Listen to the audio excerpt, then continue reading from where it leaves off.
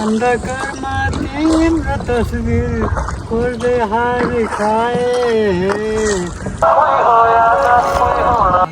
परिसर सर्फिङ र कायाकिङ गर्नेहरूको प्लेज।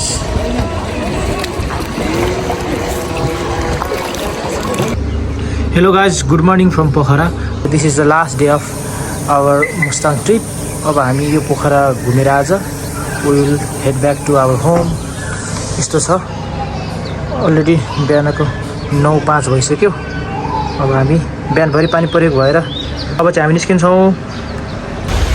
सो अब हामी जान्छौँ ताल बराही मन्दिर, फेवाताल बराही मन्दिर जाँदैछौँ। यस्तो रहेको छ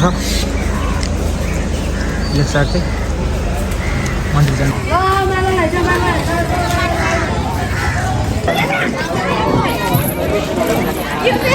मन्दिर रहेको छ।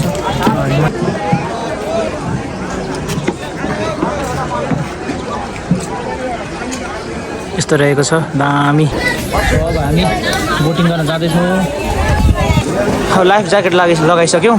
अब जान्छौँ बोटिङ गर्न। लगाएर पहिला मन्दिर जान्छौँ बोटिङ गर्दै, देन आफ्टर 1 घन्टा हाम्रो यसमा भ्यू अवलोकन हुन्छ। जाँदैछौँ अब हामी मन्दिर दर्शन गर्न फेवातालमा बोटिङ गर्दै। यस्तो छ।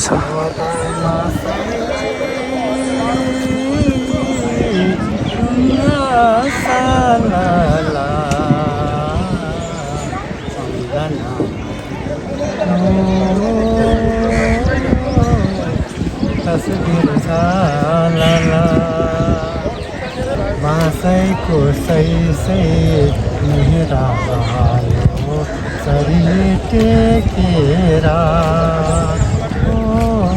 बाँसैको सै मेरा शरीर टेकेर म घुम्दै आयो नौलो ठाउँमा खोलेर।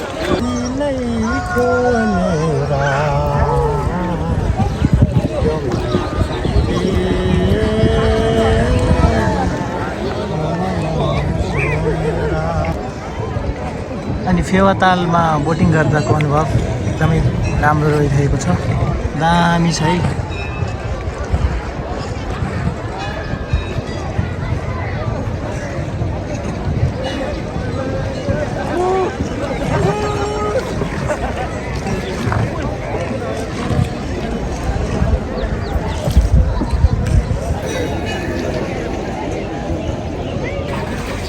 ल मन्दिर पनि आइपुगेको छ।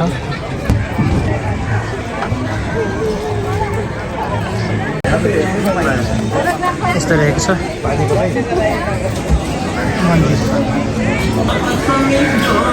मन्दिर परिसर। यस्तो रहेको छ।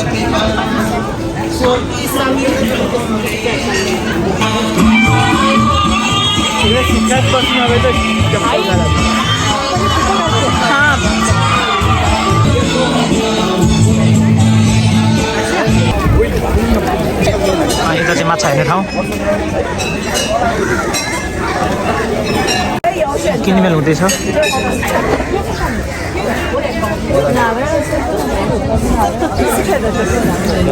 Back to boat again.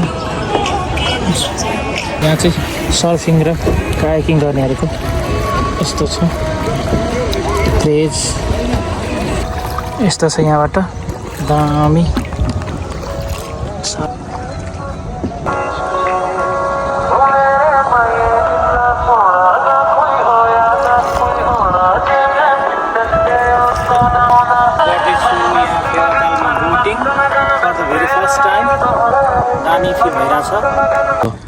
फेवातालको आँगनमा लै माछा पुछ्रे छाया।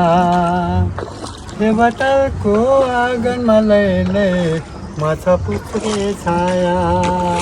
जीवन मेरो सेती बगर बिना तिम्रो माया। जीवन मेरो सेती बगर बिना तिम्रो माया।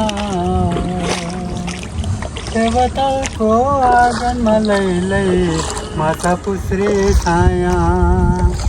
अन्धकारमा तिम्रो तस्बिर कोर्दै हार खाए बगरको पर्खाइमा बिसौँ बहर गयो बगरको पर्खाइमा बिसौँ बहर गए देवताको आँगनमा लैलै माछा पुछ्रे छाया जीवन मेरो सुखी बगर बिना तिम्रो माया जीवन मेरो सुखी बगर बिना तिम्रो माया मैले पनि जागिर गर्छु अहिले छ नि सर्ता खै सर्ता सर्छ अब धेरै धारा